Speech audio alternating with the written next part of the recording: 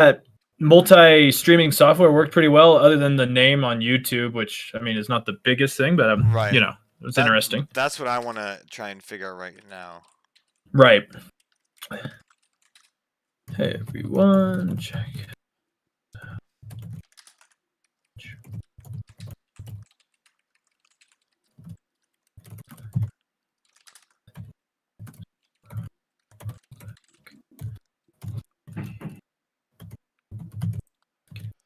Okay.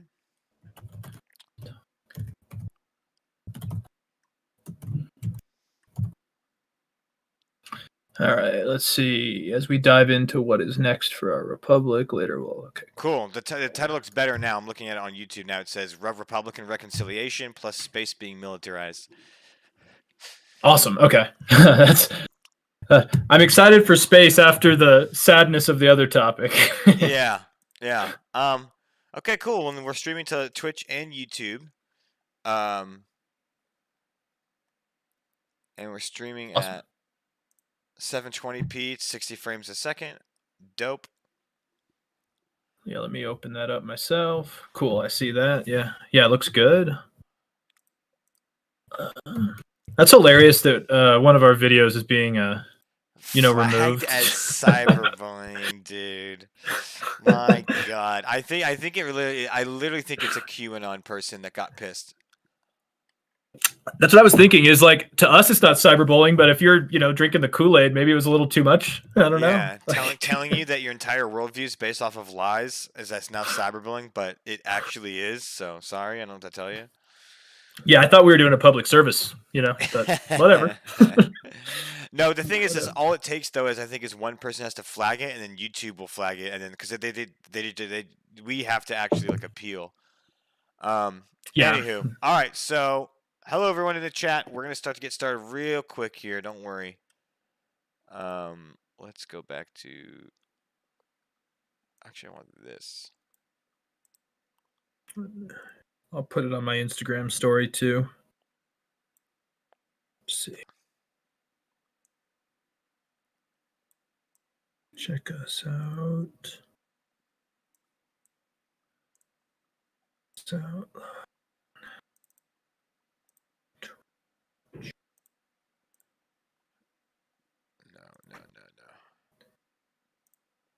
There. Okay. So now, cool. All right. So, what's first? Do you want to talk about reconciliation first? Yeah, I feel like we might as well just do that one first, with inauguration tomorrow, and then space we'll put out in a couple days, Yeah, that's fair. Hold on one second. Cool. Yeah, I think we should do that. Do you want me to intro Republicans? You do space, or what do you think? I don't give a shit. Let's do that. Sounds good. And yeah, I'm good to go. I just put that in my story as well as Facebook. So there we go. Cool. That is set. I love that picture of the queue with the elephant. That is just. Yeah, did you read that one from Ben Sass? I did, because he's one of the only Republicans. Oh, I love him. I don't agree with some of his social issues, but he has a head on his shoulders, which I'll take he's it. definitely positioning himself as the anti-QAnon, anti-Trump, new conservative vibe. So interesting to see how that plays out. But yeah, let's get into it. So whenever you're ready, we can start. I'll give you a count off for the actual recording. Awesome. Yeah, I'm good to go. Okay. Recording in 3, 2, 1. Hey, what's up, guys? It is here. It's the eve of Joe Biden's inauguration, and Trump actually has less than a day in office. I guess you could say he's been historic. Maybe we could disagree depending what side you're on the reasons. But today, it's safe to say that he is experiencing his last day in office, and he's getting impeached for the second time. So not a great look. But as this is going on, there's 25,000 troops defending the Capitol. Tensions are high, and the nation really hasn't been this divided probably since the Civil War. So today, Drew and I are just going to kind of give an autopsy of the nation and discuss, how we can move forward. How can the nation try at least to come together? How's it going, Drew? Pretty crazy times, but big news, honestly. Big changes maybe tomorrow.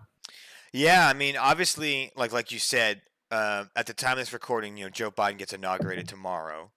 And, that closes the chapter on the Trump presidency, basically. So, we have to ask ourselves, what happened? Why did it end with basically a seditious attack? And again, I'm using the word sedition based off of what the FBI is now charging people with. I'm not trying to play up any rhetoric. I'm going by what the FBI is using. And sedition is included in the charges against some of these guys, as well as the impeachment charge against Donald Trump. So how did this presidency end with a seditious attack on the Capitol during a pretty normal voting process?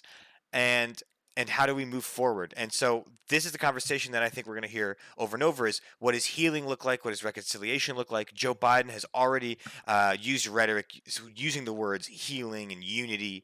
Even Republican leaders are calling for unity and moving forward, especially the more middle of the line ones like McConnell. And so what does that mean? Like, how did we get here, and what does healing look like?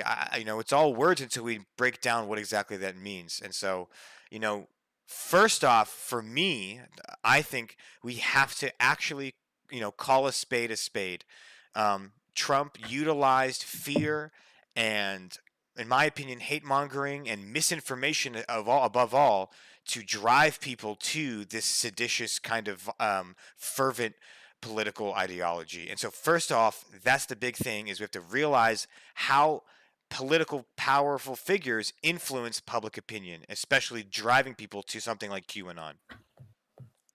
Definitely, and I think that is the question: is like, how do you deal with the percentage of the Republican Party that I completely, to be honest, think has somewhat of a brain worm in terms of information? And I'm not trying to be disparaging to Republicans, because I do think that probably a solid majority of the people that voted for Trump just voted for him because he's a Republican.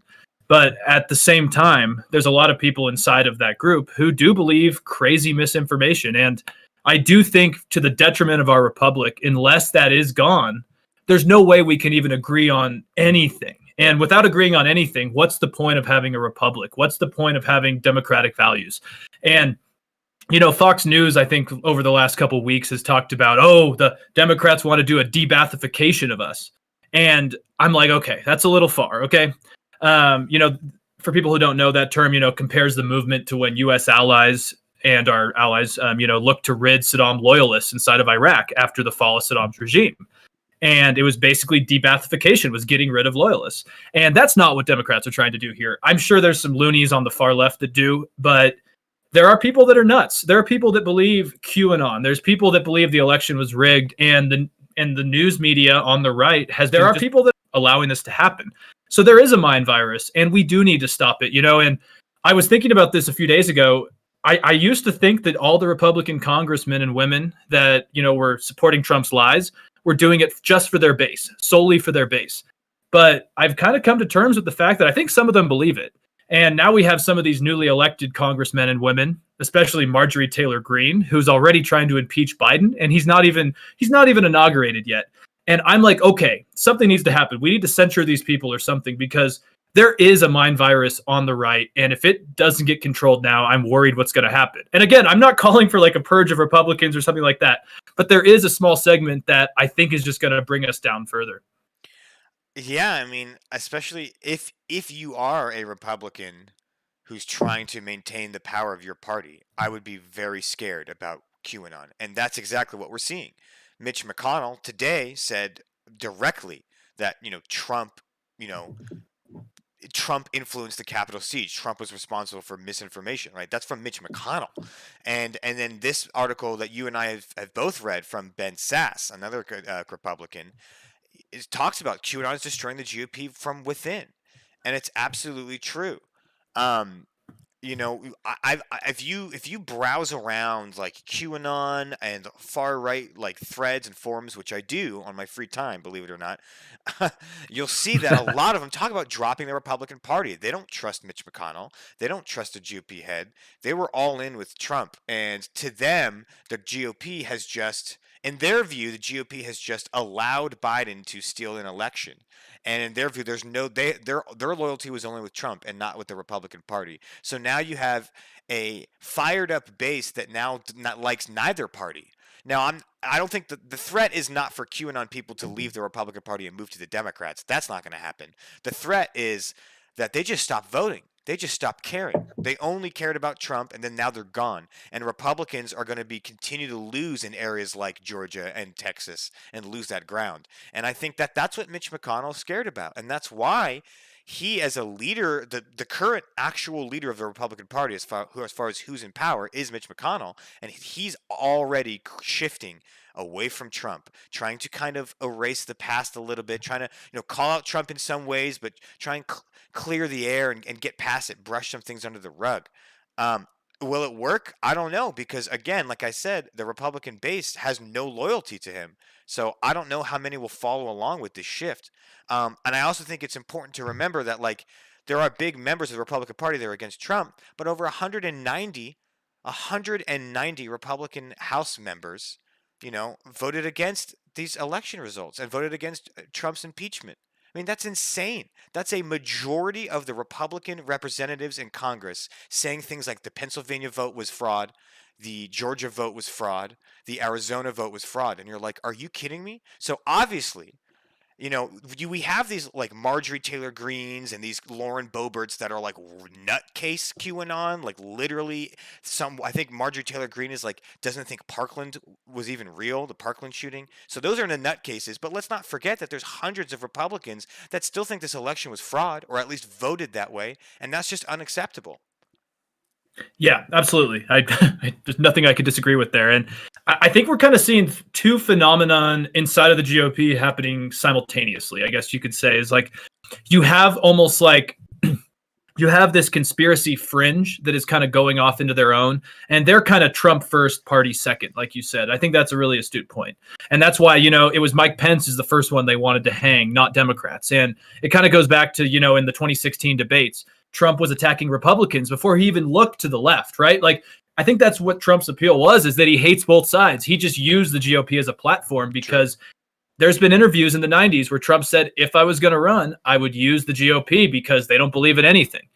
It's on tape. Check it out. And, I think that's what he did. And so we're seeing that phenomenon of just kind of this Trump cultism. But at the same time, we're seeing the Republican Party getting hijacked by basically what I would call mob rule. And I think that's the other part of it, is these people are being kind of held hostage to what most of their voters think. And just because I kind of want to just highlight the political philosophy of it, mob rule actually has been kind of the critique of democracy since Plato.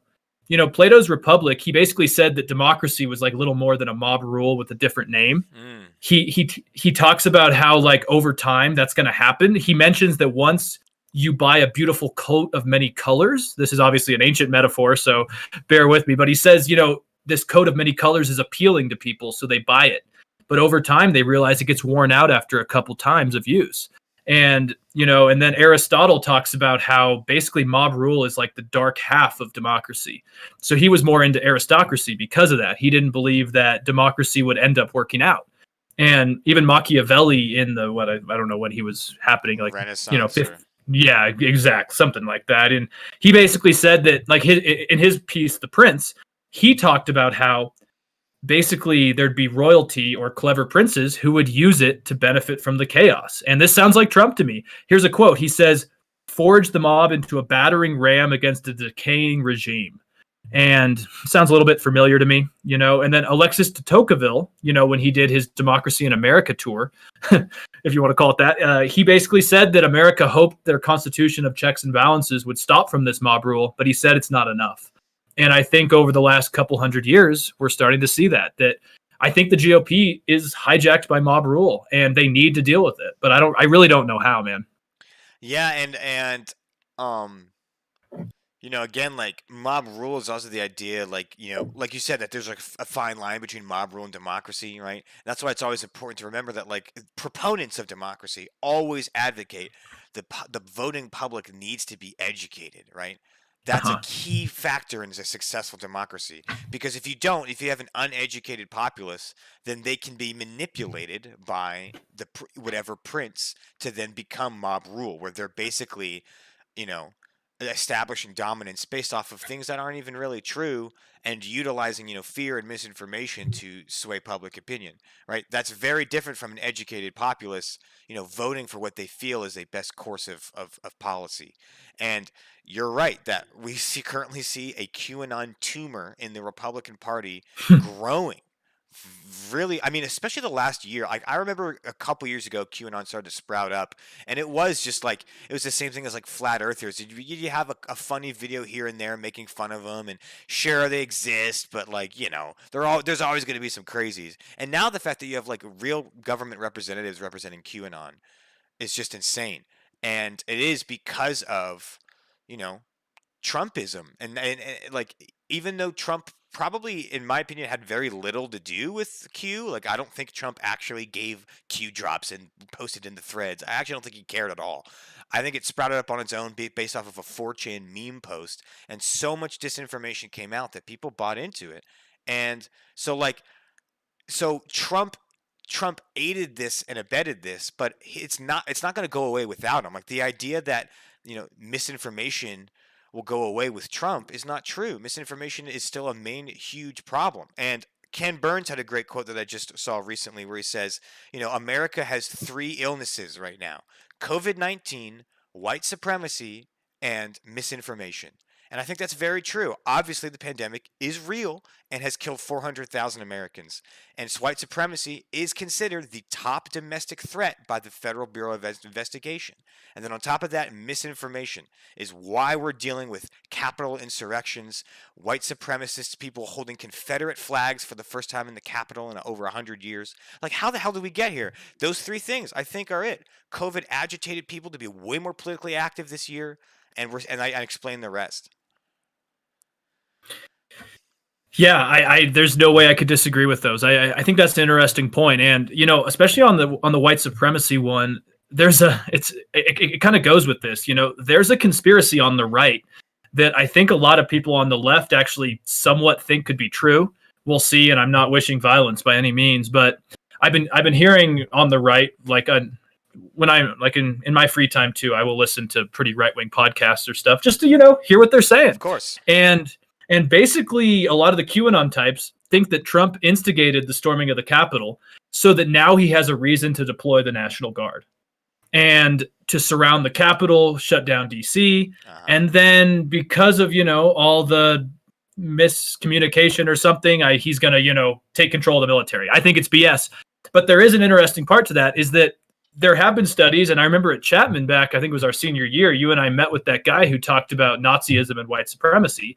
And he talked about how in law enforcement and the military, there is a serious underbelly of white supremacy there. And so why do you think the FBI is now needing to vet 25,000 National Guard troops before this? Because I bet there is, like until we get rid of that, there's always issues with some sort of conflict, I feel like, especially going into this QAnon misinformation age.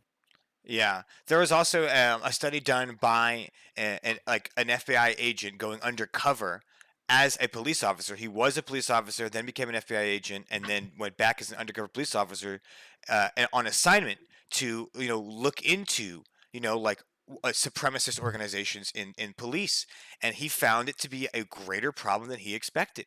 He found it to be a lot more pervasive in places, especially places like Indiana and places in like Mississippi in the South, where white supremacy and law enforcement have actual histories together, where, whole grand wizards of the Ku Klux Klan were chief of police in many parts of Mississippi. So it's like, to say that there's no problem of white supremacy, it would be ignoring the warnings of our federal institutions, using evidence to claim that white supremacy is still a problem. So, like, Ken Burns is right. Ken Burns is not some radical turquoise-haired feminist liberal on Twitter. Ken Burns is an established and like Academy Award-winning documentarian and historian, and and he's telling you the truth. So I think, in my opinion, those are our problems. How do we heal from those wounds?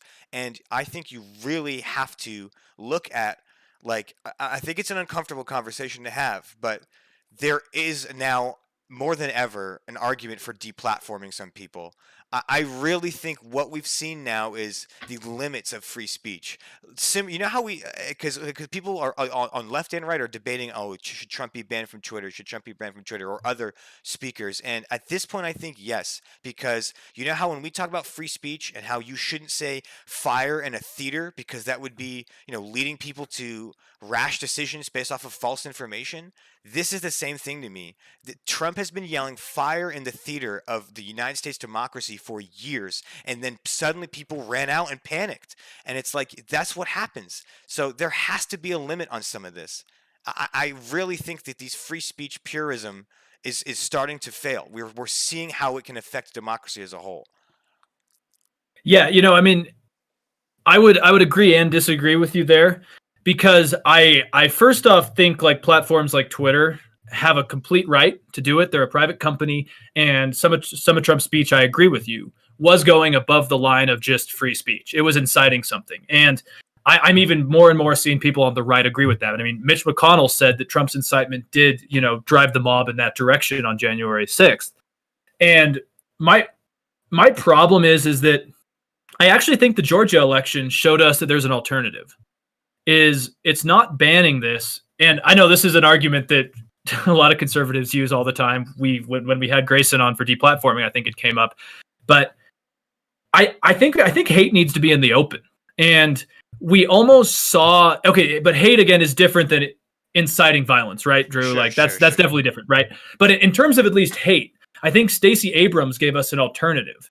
They didn't cancel the anger and the falsehoods and the hate inside of Georgia on the Loeffler side and some of the things she was saying about the other candidates. Instead, they mobilized people to get out there and go against it.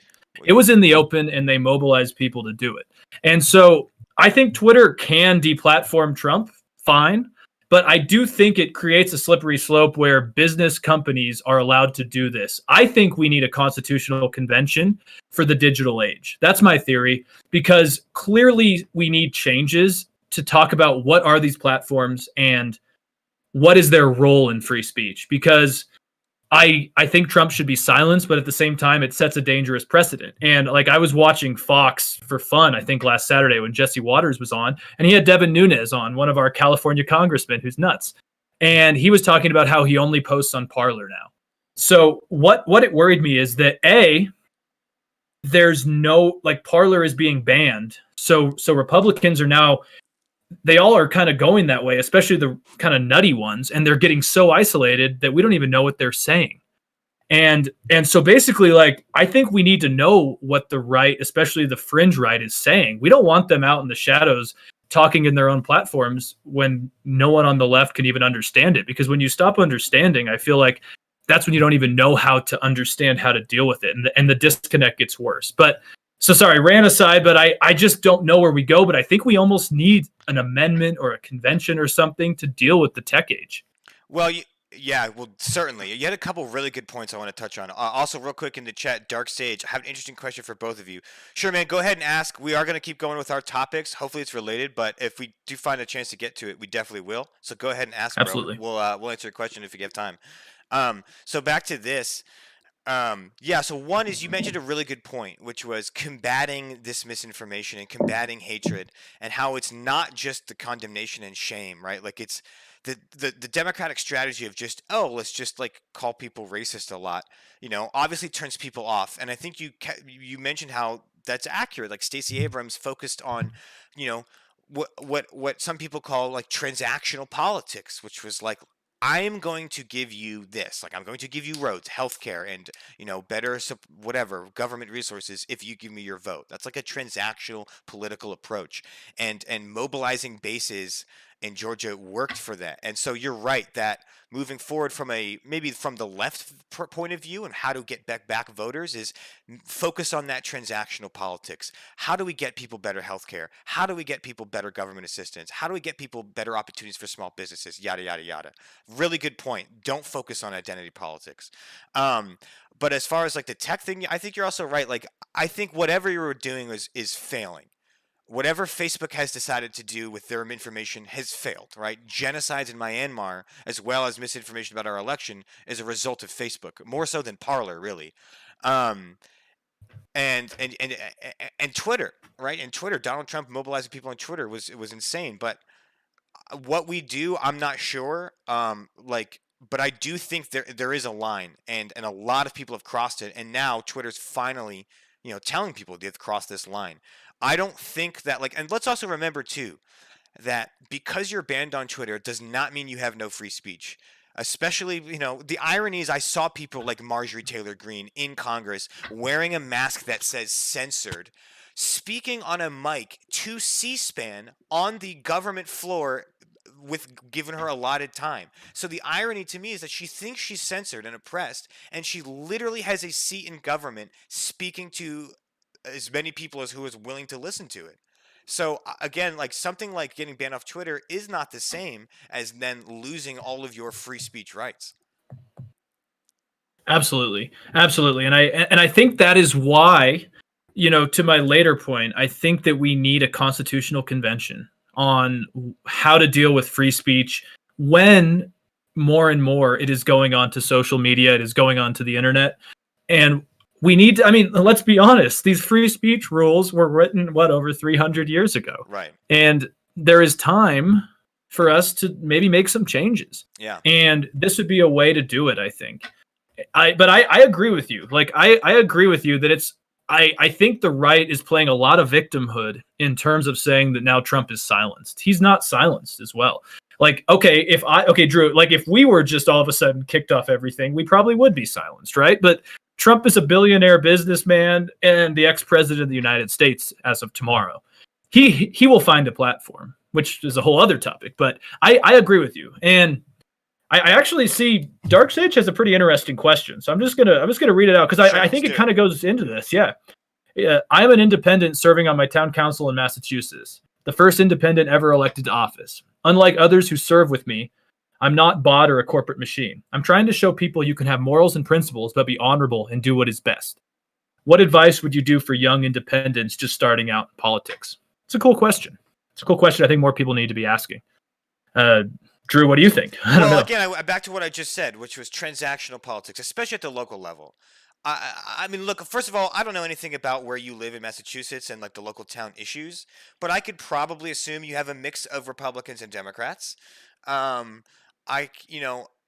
would assume that there are issues in your local town that are more pressing than larger scale partisan politics, right? When you're at that local level, things like Trump's second impeachment just doesn't apply. At least in my experience and what I think of in local politics, I would say focus on the transactional politics. Hey, if you vote for me, I will fight to do something that you want. I will literally have a transaction based on your vote. And that's kind of how it should be, right? So focus on what are things in your town that, regardless of Republican or Democrat, people want. Is it fixing potholes? Is it local aid for small businesses that have closed due to the pandemic? Again, I would find things that are less about partisan politics, less about identity politics, and very, very transactional. And be very clear. Don't just say, don't say things like infrastructure. Say the bridge on Cherry Street. We need to fix that thing. So be very clear and transactional, I think, with the way you approach your politics. That would be my biggest advice, especially at the local level. But again, I don't know your situation. I also don't know what you're running on or your personality. So that will change. If you have a super right-wing town that's really QAnon Trump, you're going to have a different maybe approach. But for the most part, be transactional. What do people really want at the end of the day?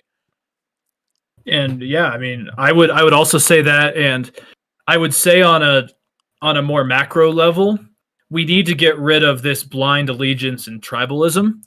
Jonathan Haidt, who is probably one of my favorite social psychologists. He did The Coddling of the American Mind, the happiness hypothesis. And at the University of North Carolina, he did a study on liberals and conservatives and how they rely on different sets of moral foundations. And they used 5 sets of moral institutions. I think it was, it was harm and care, fairness, in-group loyalty, authority, and purity or something like that.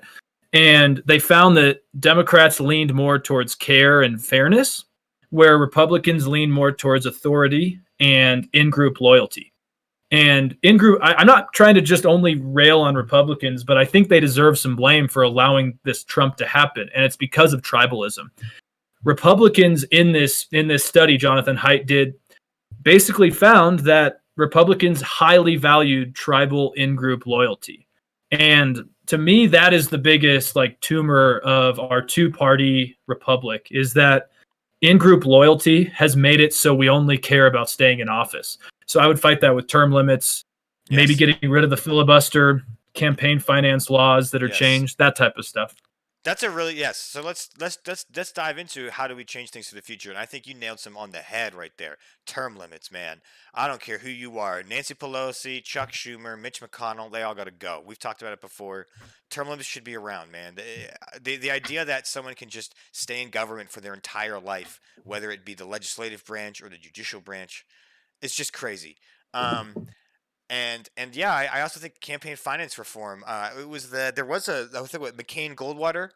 Mm-hmm. I mean that was a bipartisan bill that did a lot to reform campaign finance. That was basically stripped back after Citizens United.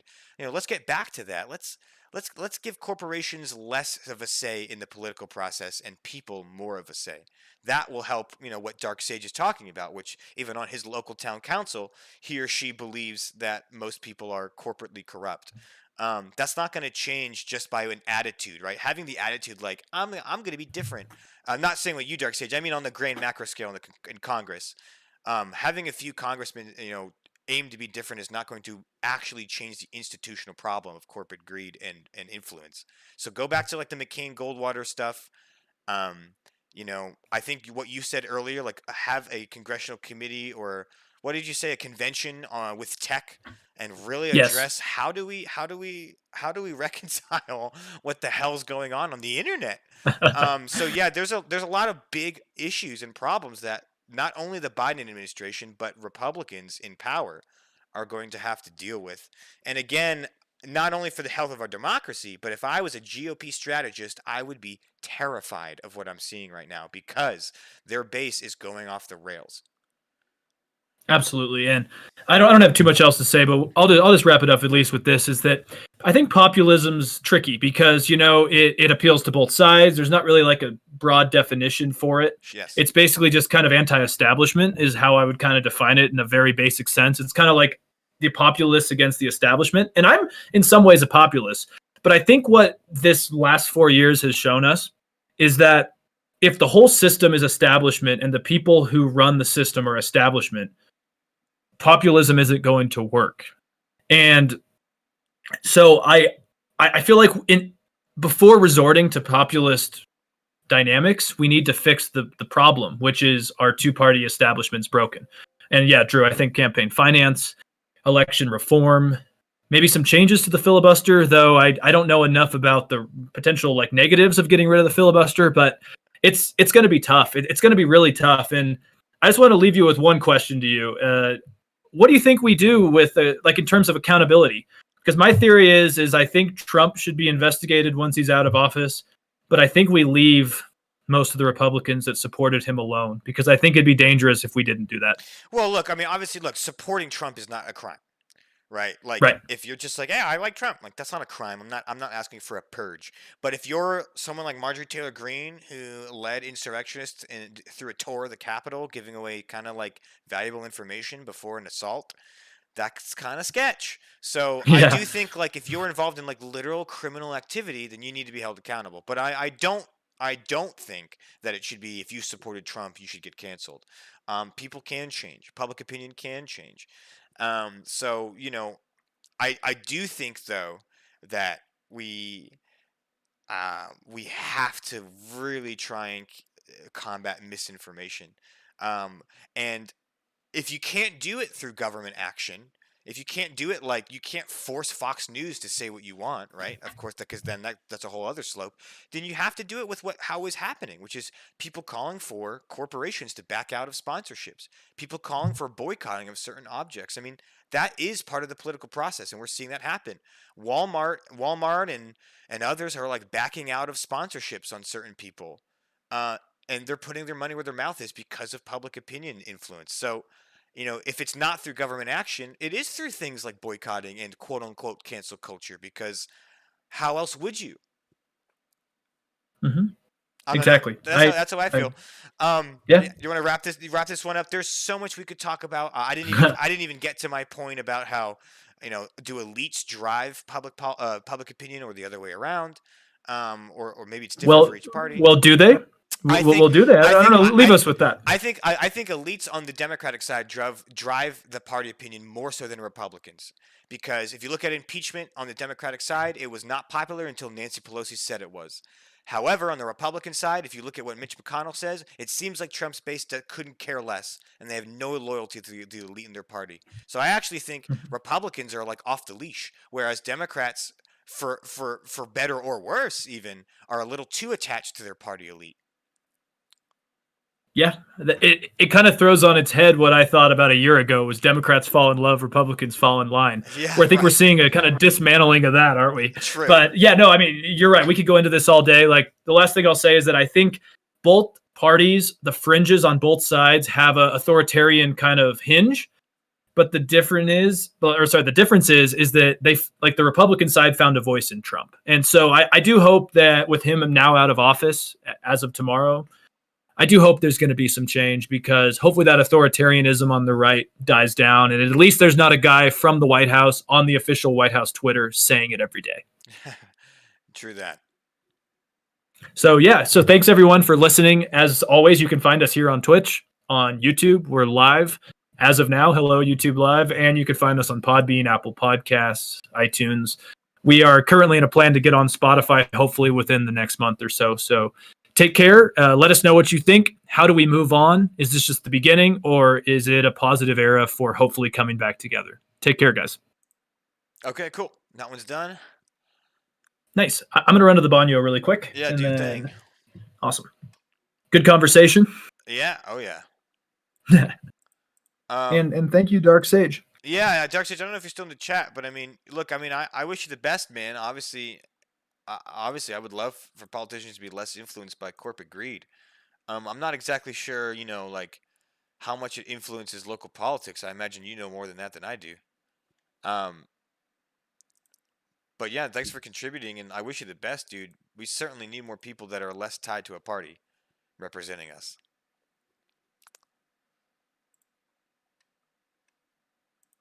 I wish it was possible to. I guess independent is kind of that, but I wish there was even some positions that just didn't even have the option to even say what party. Like it was just your name, especially for the local stuff. But one can dream.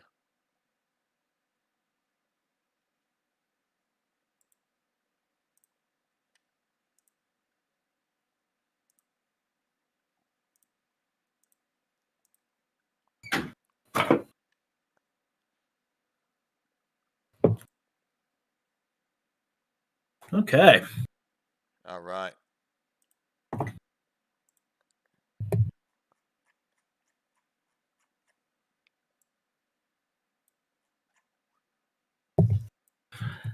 I enjoyed Dark Sage's questions, actually, because it wasn't just someone trying to get our get some controversial opinions out there. I think that was a good question: is how do you train, or get younger people to have faith in maybe doing what you believe is right and winning elections? I think it's a good question. Yeah, it's just tough.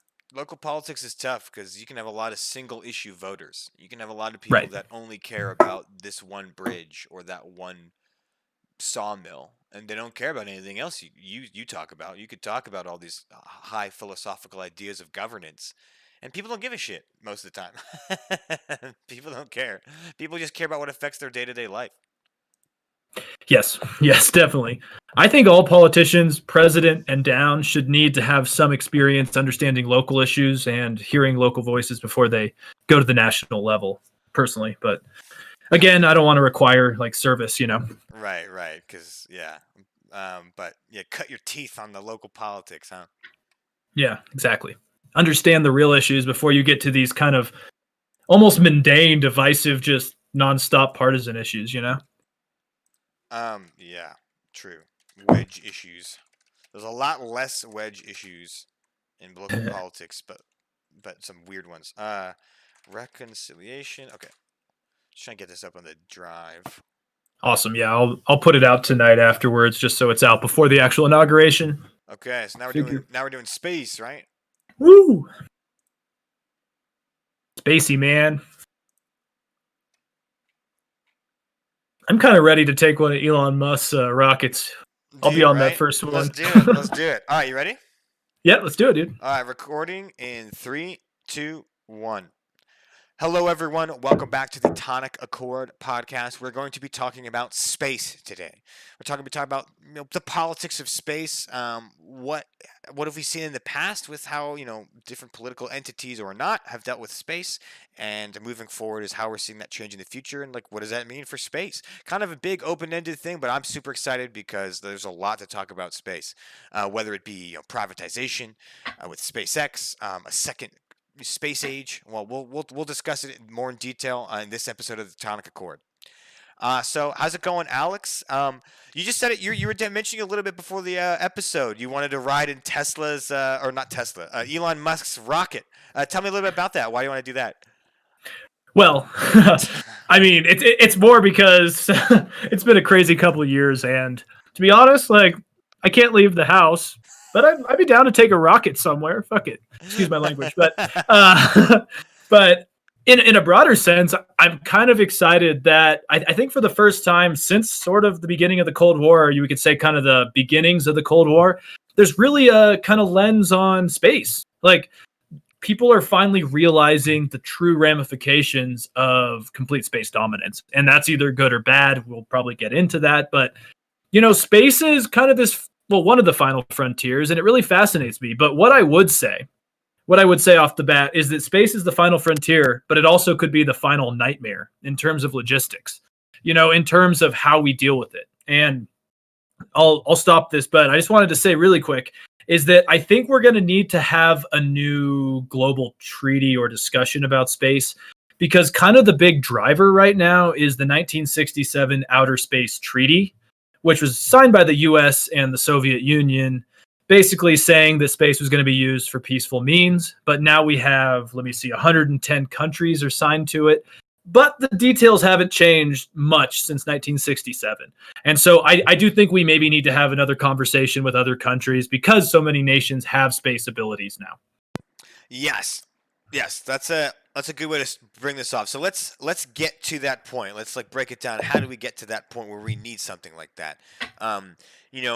Space. The idea of space and exploring it has only been around. I mean, obviously, astronomers have studied space, right? But the idea of humans interacting with space itself and gaining knowledge out in space has only been around for less than 100 years.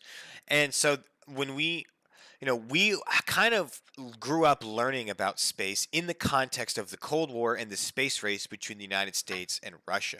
And it's important to recognize that that is the biggest driver and was the biggest driver of space innovation, was national pride and competition with an enemy.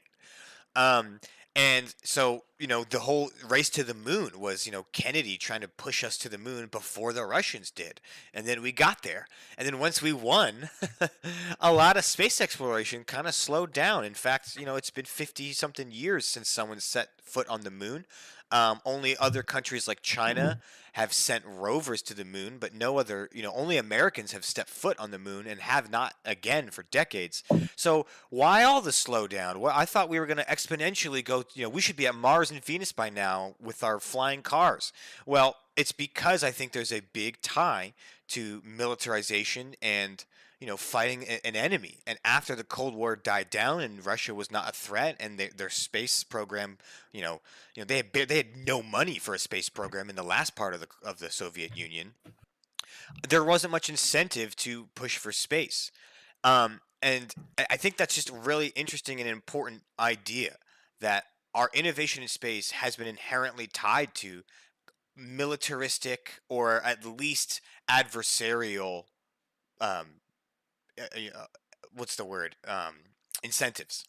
Incentives. There you go. Yeah. No, I definitely agree with that. I definitely agree with that. We're too busy now storming the Capitol and fighting each other. And I think it's all related that after the Cold War in everything, we've kind of got complacent and stagnant, and I remember it was probably a year ago.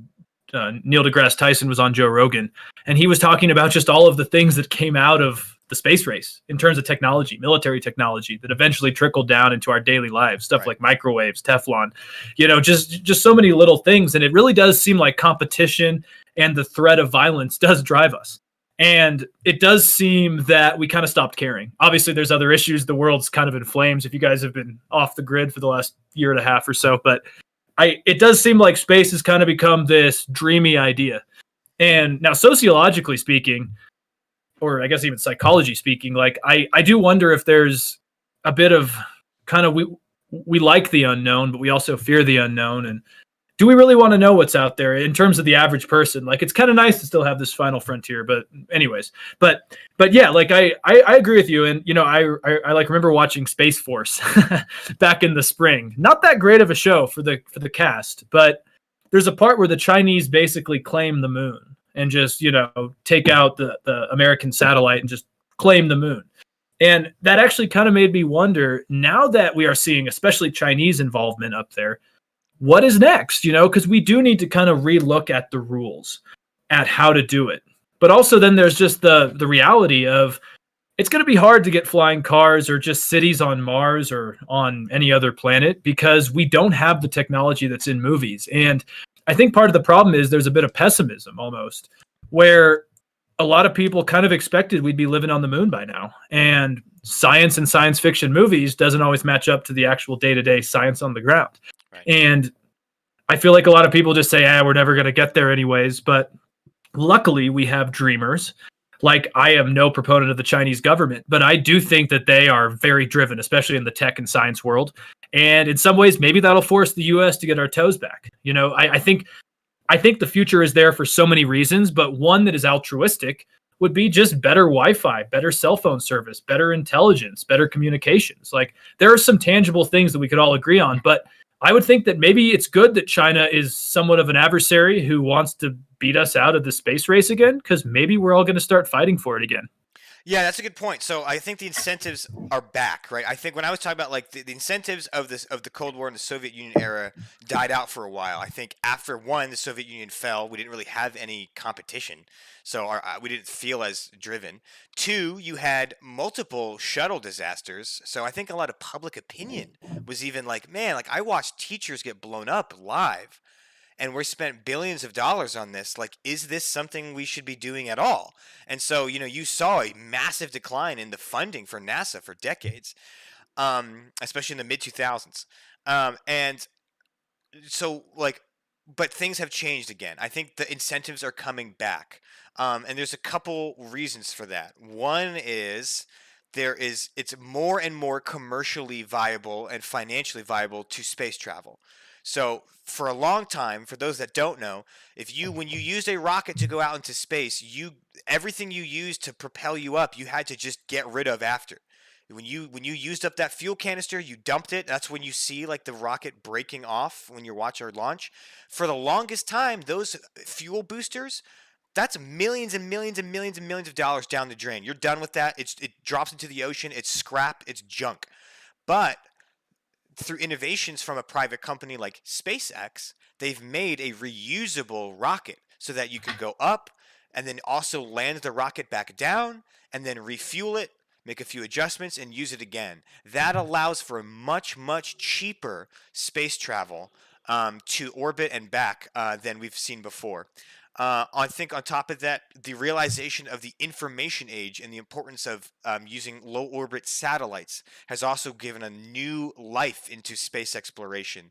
You know, because of, like you said, like things like Wi-Fi around the world, companies like Facebook used to want to give internet to everyone using satellites, and of course military implications. Neil deGrasse Tyson was on a show explaining how there was this long-standing, you know, combination of space science and militarization, and it's not a new concept. Another one he said was the Gulf War. One of the reasons that the United States was so effective in the early 90s against the Iraqi military in the Gulf War was because we knew everywhere they were moving at any point and at any time using satellite technology. And that sounds like something normal that we're used to from spy movies now. But in 1991, that was revolutionary. That we literally knew second to second when Iraqi tanks were moving in what way, and we were able to combat them with our own very effectively.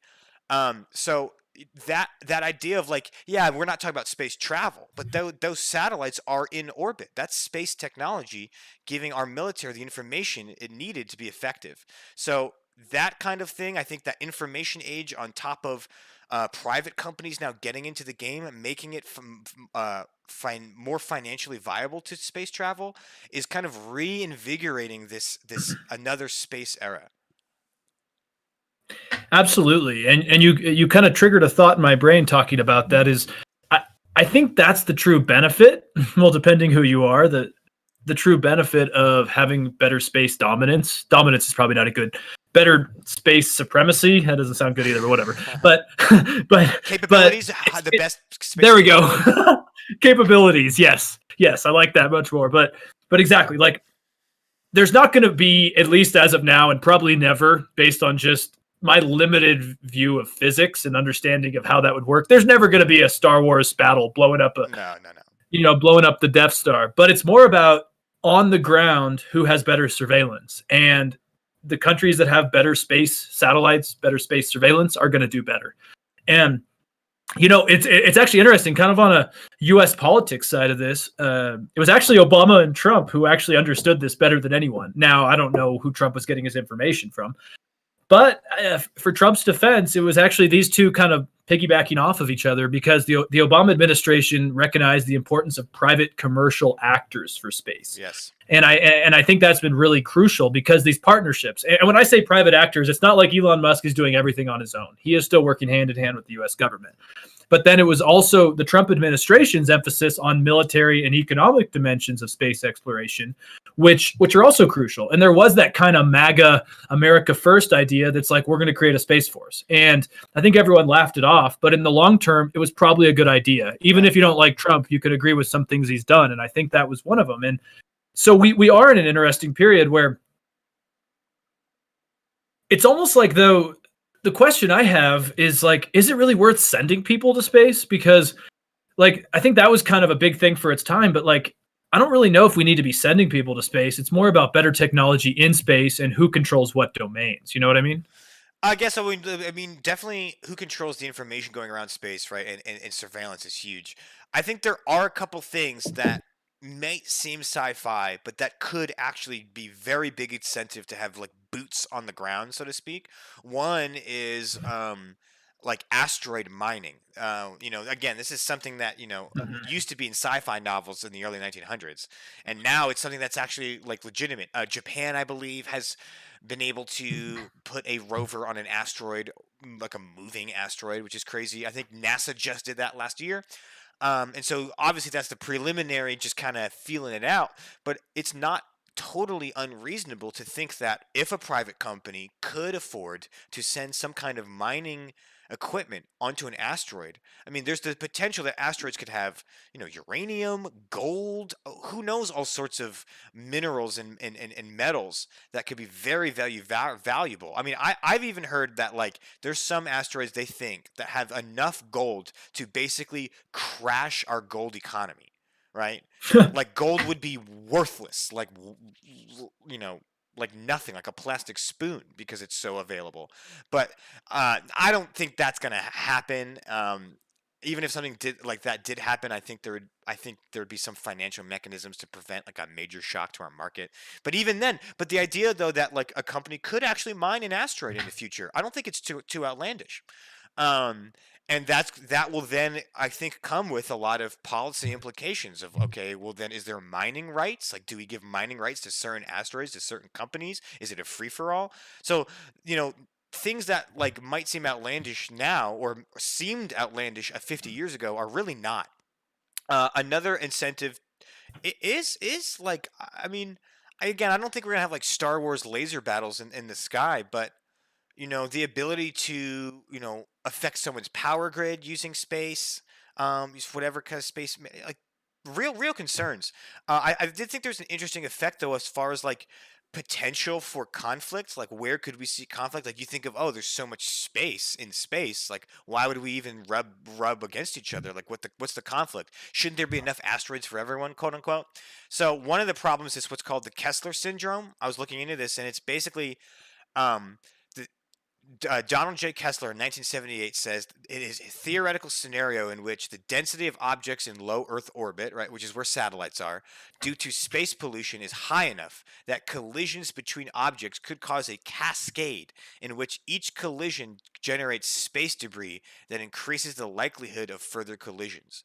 So it's not unfathomable that we literally just have so many satellites that like you're just going to literally have problems where China breaks one of their satellites with a solar panel, and that solar panel flies into an Indian satellite, which breaks their satellite, which rams into a US one, and now you have three countries with their best satellites out of business. Like, I actually can see that happening, and that's based off of something a NASA scientist proposed. Yeah. Okay. I mean, there's a lot of interesting things you said there. First, I'm thinking Ridley Scott Alien, what, 1979? Same, like, it's true. Like, it was this sci-fi idea of mining ice for fresh water, mining gold, mining plutonium, whatever it may be. Decades ago, that sounded nuts, but I think you're right. Like, more when I said, do we need to send people anymore? I'm like, we don't need boots on the moon. Like, who gives a crap anymore? You know what I mean? But yeah, we've been there, done that. Like, there's literally no tangible benefit for us putting people on the moon again. Right. We But don't need another flag. no, we don't. Unless it's a MAGA flag. Just kidding. No, just kidding. but yeah, like I totally agree with you. I think there's some serious positives, especially because a lot of people will tell you that in the future there's going to be a freshwater crisis, and some of these comets and asteroids have frozen ice on them that probably could help with that. So I totally agree with you. But that's where the question comes to me: is how do we divide up these resources and deal with them?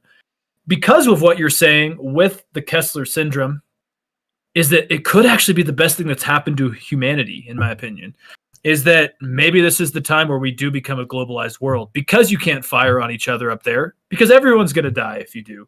You can't blow up shit because everyone's going to die up there if you do. Yeah. Maybe it's time we realize that the Earth is freaking tiny, and there's a lot of stuff out here that can help all of us. So I'm going to be, for once, Captain Optimistic here, and just say that, yeah, like, maybe when we realize we actually can't attack each other, there's some benefits to that.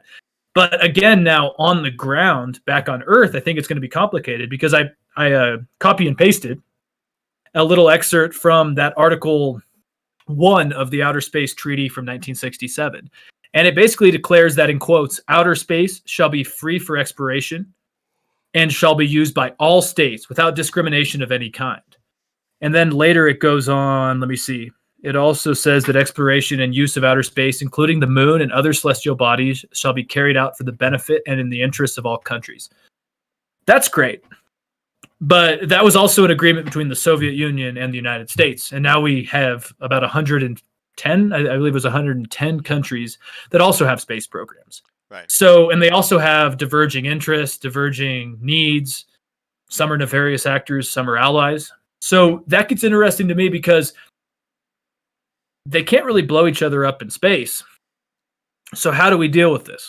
Because it really is complicated. Like, I don't really know how you deal with that, when basically it's saying everyone has a right to access these materials and space is a peace zone. But we know human beings, Drew. I don't know how that comes out, Right. How long does that last? Or do private companies also abide by that agreement? Right, because that was made in a time where the thought of a private company having a space rocket was unfathomable. It was only the big powers, the big dogs of global power. But now it's like, dude, there's like Jeff Bezos has got a space company. The Richard Branson's got a space company. Elon Musk. It's like a cool hip billionaire thing to have a space company. So that's another thing that I don't think that you could have predicted in the 1960s. You could not have predicted that Elon Musk shooting his own personal Tesla with a mannequin in it for fun. Like, how do you predict something like that? So I do think that, though, that being said, is cooperation with these private companies has proven to be a big driver of innovation in space, and I think it should be continued. I think the competition between the companies for government contracts, is a good thing that drives them to be more efficient, more financially viable. That's why NASA now uses Tesla rockets to go back and forth to the space station. Because I saw that we stopped our own shuttle program in like 2011. So for about 7 or so years, we had to rent space on Russian rockets to get our astronauts to the space station. I mean, what the hell? I thought we were the top dogs. I thought we were the best. We got to buy a Russian taxi up to space. So I'm very glad that they're now back with SpaceX, which is, obviously Elon Musk is South African, but an American company. Like, I think that's a good thing. And I think using that competitive market aspect of space now, which was not around in the 60s, will be a good driver of innovation. But I do also think that because you're now dealing with private companies that kind of have their own set of rules outside of nations, we need to adopt what you said, like a business ethic or a political ethic, like we did in the past, and update it to today's scenarios. Exactly. Exactly. No, and it's funny you mentioned the U.S. was using basically Russian platforms to basically conduct our space programs. It's funny you say that because there's a show I watched, dark tourism comedy travel show on Netflix, but the guy goes to Kazakhstan. One of the biggest bases during the Soviet era is there for space operations, and the U.S. still launches rockets from there. Right. And and it's kind of weird. Russian base inside of Kazakhstan with U.S. rockets. Okay, that's and I do think that NASA, whether it's internal or because the government never wants to give them the money they need, they've become a bureaucratic nightmare. And so it was nice to see this private public partnership. Like, there's some cool stuff going on. There's some really cool stuff going on. And I do think that this really does open up the opportunities for us. But again, we need to figure out how to do it, because there's Indian billionaires out there. There's Chinese billionaires out there. There's Russian oligarchs who I would argue Russia probably is not going to be doing too much in terms of like new innovations, but call me controversial. I don't care. But yeah, I like India, China, Russia really fascinate me with this, but they all have overlapping interests, but they can't do much up there. so yeah, it's really going to be interesting, but well, I agree with you that.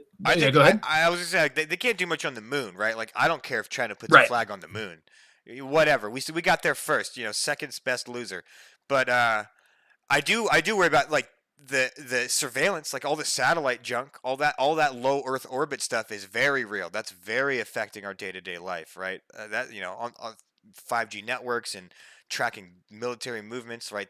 That's the real stuff that we might all patty cake and say we're using space for the benefit of mankind, but if the U.S. is using it for drone strikes and China's using it to monitor Uyghur Muslim movement, like, that's not for the benefit of mankind.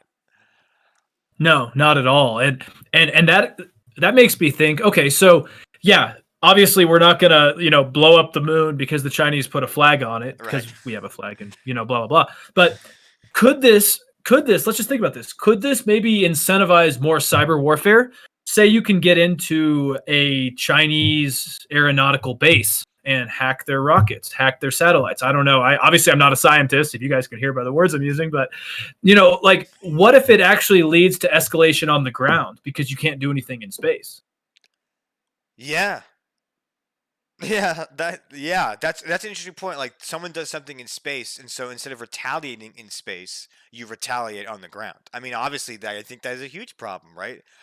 As I think the point I'm trying to make is, as much as we in the past wanted to disconnect space from our day to day or our on the ground political problems, and we signed something in the 60s that was like for the benefit of mankind, the reality is almost all of our space exploration was based out of our political leanings, our adversarial competition, right? I think that high philosophical idea of space is nice, but not based in reality.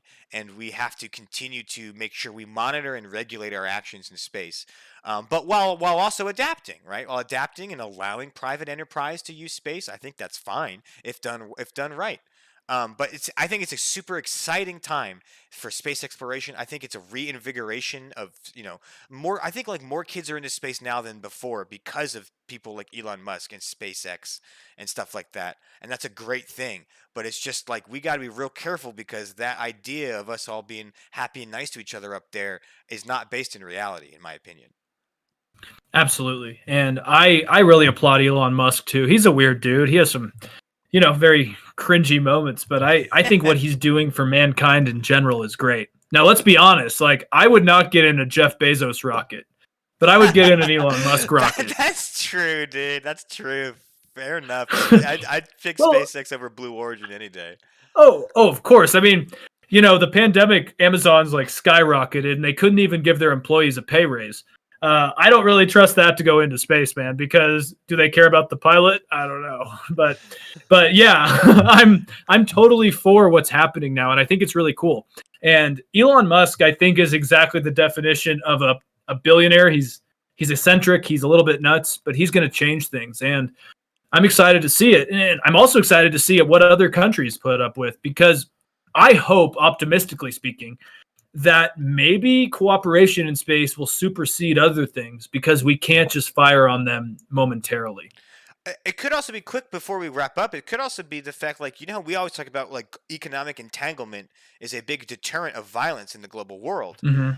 You could have the same thing with space, right? Like, let's say, okay, NASA does a deal with SpaceX, but what if India also does a deal with space? Now that's rare. I think that China and India would prefer not to, right? So I'm not saying this is a panacea, but I think that it could be interesting that if you had something like asteroid mining and a lot of like economic incentive to be out in space, perhaps allowing public and private mutations to economically entangle one another could prevent conflict. I mean, if we really are like, yeah, China and America are like, we share an asteroid and we're mining the living crap out of it together, and we're both contracting the same private company to do that, so we are entangled, right? Maybe you could have globalization kind of expand even past the globe in a weird way that could prevent conflict, but flip a coin at this point. I don't know. It's an interesting thought.